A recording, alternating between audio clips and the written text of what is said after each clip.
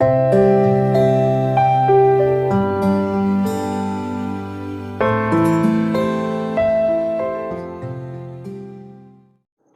स्वागत है आपका हमारे चैनल नील सराइटी ऑडियो चैनल में। आज की इस क्लास में हम बात करने वाले हैं हिंदी मॉडल सेट के बारे में। इसमें मॉडल पेपर डिस्कस करेंगे एक, और इसका जो वही होगा जैसे इंग्लिश में था, जो 100 मार्क्स का टोटल है। समय भी 3 घंटे 15 मिनट का होगा। इसको भी 2 भागों में बांटा गया, एक खंड अ और खंड ब। अ में आपको वस्तुनिष्ठ प्रश्न यानी कि ऑब्जेक्टिव, और ब में आपको विषयनिष्ठ मतलब सब्जेक्टिव डिस्क्रिप्टिव होगा। वही खंड वस्तुनिष्ठ ऑब्जेक्टिव क्वेश्चन है, 60 में 50 हल करने होंगे और 10 को छोड़ देने हैं। 50 मार्क्स का प्रत्येक, सभी 1-1 मार्क्स के होंगे। तो चलिए हम डिस्कस करते हैं समय न गवाते हुए। तो शुरू करने पहले हम आपको बताना चाहें कि अगर हमारे इस चैनल पे नए हैं तो सब्सक्राइब कर लीजिए, और पुराने हैं तो लाइक करिए और अपने दोस्तों को शेयर कीजिए। तो चलिए शुरू करते हैं। और देखिए, सबसे पहली बात कि अगर आप ये मॉडल सेट कर रहे हैं तो आपको ये तो समझ में आ जाएगा कि आपके एग्ज़ाम में किस तरह से प्रश्न आ सकते हैं और किस चैप्टर से कैसे कैसे प्रश्न बनते हैं। तो खंड अ पे चलते हुए वस्तुनिष्ठ प्रश्न। वस्तुनिष्ठ को हम बोलते हैं ऑब्जेक्टिव क्वेश्चन इंग्लिश में, जिसमें 60 क्वेश्चन होंगे, जिसमें सिर्फ आपको 50, कहीं से भी 50 क्वेश्चन आप करने होंगे। जरूरी नहीं कि पहला करना है, दूसरा करना है, कहीं से भी 50 क्वेश्चन आपको करने हैं। और ऑब्जेक्टिव क्वेश्चन के लिए आपको ओएमआर शीट मिलेगा, जिस पे गड़बड़ी नहीं करनी है, सही सही करना है। और उस पर वाइटनर ब्लेड या नाखून से घिसिएगा मत, नहीं तो आपका ओएमआर शीट बेकार हो जाएगा। तो देखते हैं, सभी का मार्क्स 1 नंबर का हो। टोटल 50 मार्क्स का आज डिस्कस करने वाला है। दूसरे क्लास में हम डिस्कस करेंगे सब्जेक्टिव क्वेश्चन को। तो पहला क्वेश्चन नंबर देखते हैं कि पृथ्वी का पर्यायवाची शब्द क्या होगा। तो पृथ्वी को हम भूमि बोलते हैं। तो सबसे पहले पर्यायवाची शब्द होता क्या, बता दें आपको। पर्यायवाची शब्द उसको कहते हैं जिसका समान अर्थ होता है। जैसे कि भूमि को पृथ्वी भी कहते हैं, पृथ्वी को भू भी कहते हैं। उस तरह ऐसा वर्ड होता है जिसका समान अर्थ होता है। कर्वक, कर्वक किसकी रचना है। क्वेश्चन नंबर 2 देखें तो कर्वक किसकी रचना है। तो कर्वक जो एक रचना है वो है मलिक मोहम्मद जायसी जी का। कामचोर कौन सा समास है। समास देखिए, समास होते हैं, ठीक है। और इसी जो कामचोर होते हैं ये एक तत्पुरुष समास है, ठीक है। ज्ञानपीठ पुरस्कार से सम्मानित कौन सी रचना है। तो उर्वशी है। उर्वशी जो रचना है वो उसे ज्ञानपीठ पुरस्कार मिला है। आजकल, क्वेश्चन नंबर 5 देखें तो आजकल कौन सा समास है। तो देखिए, आपको समाज से बहुत से प्रश्न आते हैं। तो आजकल जो है अव्ययीभाव समास है। हार जीत कविता किस कविता संग्रह से ली गई है। तो हार जीत जो कविता है, कहीं नहीं वहीं कविता से लिया गया है। उद्घाटन का संधि विच्छेद क्या होगा। उद्घाटन का संधि विच्छेद होगा उत प्लस घाटन। रंगून कहाँ है। रंगून एक शहर है जो कि वर्मा में है। आत्मा का विशेषण क्या है। आत्मा का विशेषण अगर आप बनाते हैं तो आत्मिक बनेगा। मालती का पति का क्या नाम। मालती एक चैप्टर है हिंदी में जिसमें से मालती एक कैरेक्टर है, उसके पति का नाम पूछा गया, तो उसका पति का नाम महेश्वर था। बातचीत शीर्षक के रचनाकार कौन है। तो वो है बालकृष्ण भट्ट जी। बालकृष्ण भट्ट ने बातचीत का रचना किया था। आपका ये एक कविता है, कविता नहीं, एक रचना है जो कि आपको किताब में मिल जाएगा, हिंदी किताब में। ये बहुत ही अच्छी रचना है, इसे आप जरूर पढ़िएगा। उषा शीर्षक कविता की रचयिता कौन है।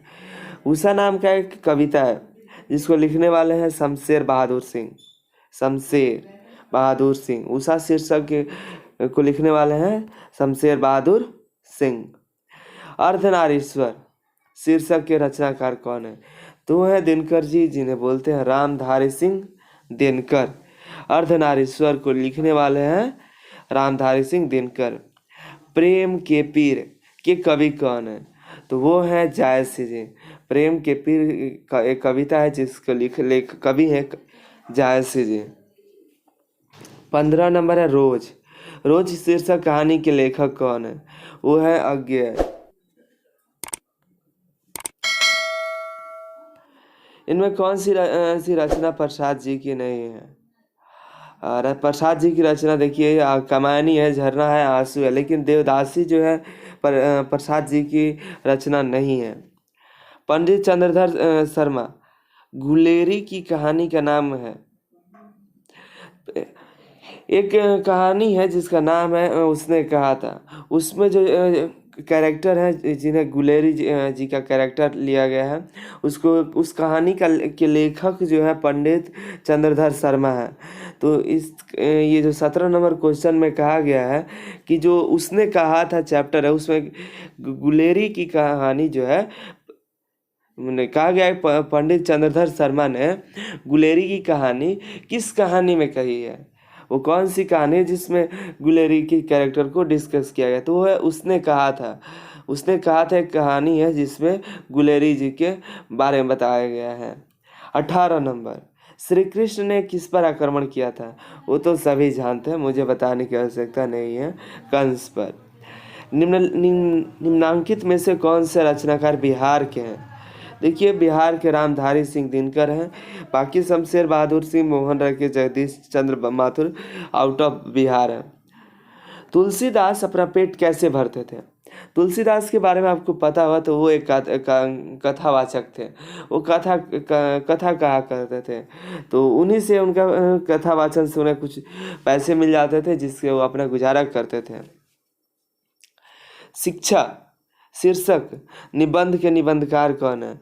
शिक्षा नाम का एक निबंध है जो कि आपको हिंदी की किताब में मिलेगा, उसको लिखने वाले हैं जे कृष्णमूर्ति। गांव का घर कविता के कवि कौन है? वो है ज्ञानेंद्र पति। ओ सदा नीरा शीर्षक में किस महापुरुष की चर्चा की गई है? वो है महात्मा गांधी जी। महात्मा गांधी जी का चर्चा किया गया है। ओ सदा नीरा नाम का एक शीर्षक है, कहानी है, उन्हीं में महात्मा गांधी की चर्चा की गई है। भगवान श्री कृष्ण किस कवि के पूज्य थे? किस कवि कौन उनको भगवान श्री कृष्ण को पूजते थे? कौन से कवि थे जो भगवान श्री कृष्ण को पूजते थे? वो है सूरदास जी। जूठन शीर्षक की विधा क्या है? तो जो जूठन है एक आत्मकथा है, ऑटोबायोग्राफी है जूठन। 26 नंबर देखिए, जयशंकर प्रसाद की श्रेष्ठ कृति है। तो जयशंकर प्रसाद की जो श्रेष्ठ कृति है, जयशंकर जी ने जो लिखा है, वो है कमायनी। जयशंकर प्रसाद ने कमायनी नाम की एक कृति लिखी थी। निम्नांकित में कौन अज्ञेय का उपन्यास नहीं है? तो देखिए, इसमें तीन है जो अज्ञेय जी ने उपन्यास लिखे थे, और एक जो है त्रिवेणी को उन्होंने नहीं लिखा था। मुक्ति बोध का जन्म कहाँ हुआ था? तो मुक्ति बोध का जन्म हुआ था श्योपुर में। मालती किस शीर्षक की पात्रा है? अगर कोई आदमी होता तो पात्र होता और मालती एक पात्रा औरत है तो पात्रा होगी। तो मालती किस शीर्षक की पात्रा है? तो वो है रोज नाम की एक कहानी है जिसमें मालती उसकी पात्रा है। सुभद्रा कुमारी चौहान की मृत्यु किस कारण से हुई थी? तो उनकी कार दुर्घटना से हुई थी। सुभद्रा कुमारी चौहान की मृत्यु कार दुर्घटना से हुई थी। रजनीश का संधि विच्छेद करना है, तो संधि विच्छेद रजनीश का जो होगा रजनी प्लस ईश। पावन का संधि विच्छेद आपका होगा पौ प्लस अन, पावन। सत्कार का संधि विच्छेद क्या होगा? सत्कार का सत प्लस कार, सत्कार। विद्यालय का संधि विच्छेद विद्या प्लस आलय। दिनेश का संधि विच्छेद दिन प्लस इस, दिनेश। 35 36 देखिए, तो आगमन में कौन सा उपसर्ग है? तो दो चीजें होती है, उपसर्ग और एक, यहाँ देखिए, एक उपसर्ग है एक प्रत्यय है। उपसर्ग जो है किसी भी शब्द के पहले जुड़ता है, और प्रत्यय जो है किसी भी शब्द के अंत में जुड़ता है। तो इससे आपको क्लियर है कि उपसर्ग और प्रत्यय क्या होता है। तो देखिए, आगमन में जो उपसर्ग लगा है वो है आ, और प्रत्यय में जो पूर्णिमा में जो प्रत्यय लगा हुआ है वो है ईमा। ये जो है प्रत्यय लगा हुआ है। जलज कौन सा समास है? तो देखिए, जलज जो समास कर्मधारय समास है। अगर जैसे कर्मधारय समास वैसा शब्द होता है जो जिसके पहले भी वही शब्द आता है और बाद में भी वही शब्द आता है। जलज, कनक, इस तरह के जो शब्द होगा वो कर्मधारय होगा, याद रखिएगा। और देवालय कौन सा समास है? देव प्लस आलय, जिसका संधि विच्छेद कर पाए वो तत्पुरुष समास कहलाता है। 40 देखिए, लंबोदर। लंबोदर कौन सा समास है? तो लंबोदर जिसका लंबा हो उदर, वो कौन है? गणेश जी। तो उसी को कहते हैं बहुब्रीहि समास। इस तरह से अगर किसी को डिफाइन कर सके तो वैसे शब्द को हम बहुब्रीहि समास बोलते हैं। जैसे कि लंबा हो जिसका उदर, वो लंबोदर यानी गणेश जी, तो बहुब्रीहि हो जाएगा। रात दिन कौन सा समास है? तो देखिए ऐसे इसको हम द्वंद्व समास बोलते हैं। द्वंद्व समास जैसे कि ऐसा शब्द जिसके बीच में डैश का यूज किया जाए, जैसे रात दिन, माता पिता, माता पिता, दादा दादी, ये सब जो बीच में डैश लाए हैं वो हो जाएगा आपका द्वंद्व समास। मतलब दो शब्द को जोड़ा जाए डैश देके। प्रतिदिन, 42 नंबर है। प्रतिदिन कौन सा समास है? तो प्रतिदिन अव्ययी भाव समास है। आग का पर्यायवाची शब्द, आग को अग्नि भी बोला जाता है। ईश्वर का पर्यायवाची शब्द क्या होगा? ईश्वर का पर्यायवाची शब्द परमात्मा होंगे। अंधकार का विलोम बताना है। अंधकार का उल्टा, उल्टा क्या होगा? अंधकार का प्रकाश हो जाएगा। अदेह, अदेह का विलोम बताना। अदेह का विलोम, अदेह का विलोम हो जाएगा सदेह। गोरा का विलोम बताना। गोरा का क्या? काला, गोरा का काला हो जाएगा। ठंडा का विलोम गर्म हो जाएगा। इतना आसान आसान रहेगा तो आप तो सभी करके आइएगा। 49 है। 49 दिवाकर का विलोम बताना है। दिवाकर का विलोम हो जाएगा निशाकर। साधारण का विपरीत हो जाएगा असाधारण। देखिए जिसका आचरण अच्छा है उसके लिए एक शब्द बताइए। ये जो चैप्टर है अनेक शब्दों के एक शब्द से है, तो जिसका आचरण अच्छा है उसको क्या बोलेगा? जिसका आचरण अच्छा है उसको सदाचारी बोलेंगे। जिसके पास धन ना हो उसको निर्धन बोलते हैं। जिसके पास धन हो धनवान हो जाएगा। जिसके पास दया ना हो निर्दयी कहलाएगा। घोड़ा बेची और सोना, मतलब एक मुहावरा है, आप अक्सर यूज करते हैं। देखो घोड़ा बेच के सोया हुआ है, मतलब गहरी नींद में सोना। चैन की बंसी बजाना, मुहावरे का अर्थ क्या है? क्या है? आराम से रहना, एकदम चैन की बंसी बजाओ, आराम से रहो, मस्त रहो। राई का पहाड़ बनाना, मतलब छोटी सी बात को बड़ा चढ़ा के कहना। 56 नंबर जो है हाथ पाँव मारना, मुहावरे का अर्थ क्या है? हाथ पाँव मतलब प्रयास करते रहना, हार मत मारना। हाथ पाँव मारते रहो, कहीं प्रयास करते रहो, हो जाएगा, कुछ ना कुछ होगा।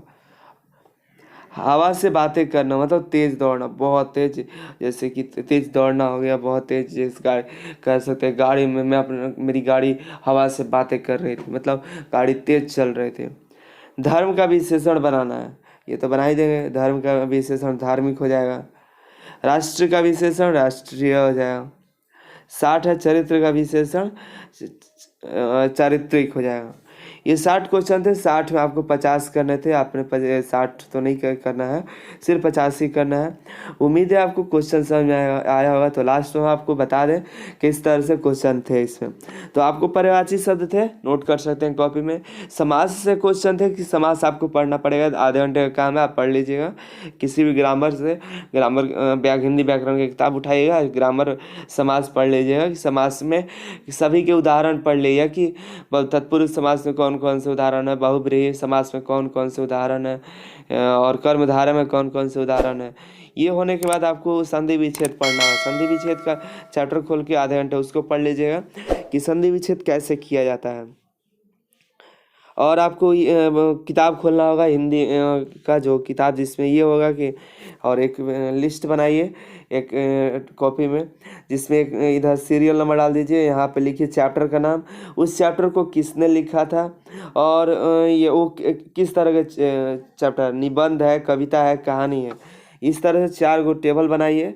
यहाँ सीरियल नंबर 1 2 डालिए, यहाँ पर चैप्टर का नाम डालिए, चैप्टर को किसने लिखा है यहाँ पे लिखिए, राइटर का नाम लिख दीजिए, और यहाँ पर लिखिए कि चैप्टर क्या है, निबंध है या कविता है, कहानी है या किस तरह की रचना है, यहाँ पे लिखिएगा।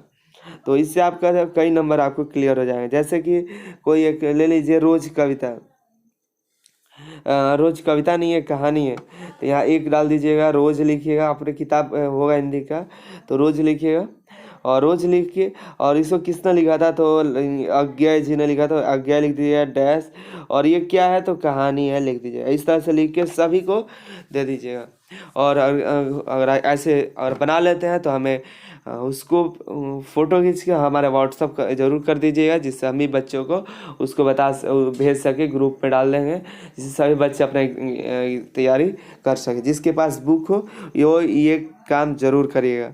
एक फ़ोटो एक बनाइएगा कॉपी, जिसमें से ये लिख कर और याद कर लीजिएगा उसको, और शेयर कर दीजिए अपने दोस्तों के साथ, ताकि वो भी पढ़ सकें।